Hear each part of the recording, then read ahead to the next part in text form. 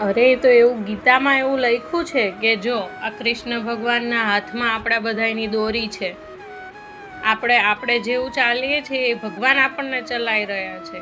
આપણને વાગે તો ભગવાન ઈચ્છે છે કે આપણને વાગે, એટલે આપણને વાગે.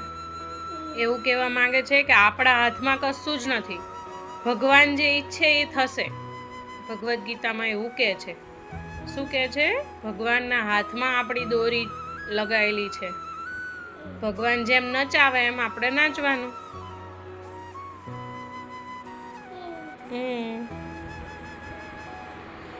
સમજ્યો? શું વાંચી રહ્યો છો તું? ભગવદ ગીતાની બુક. યસ.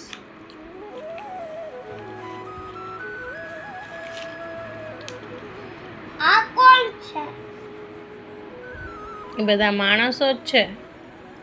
અને શું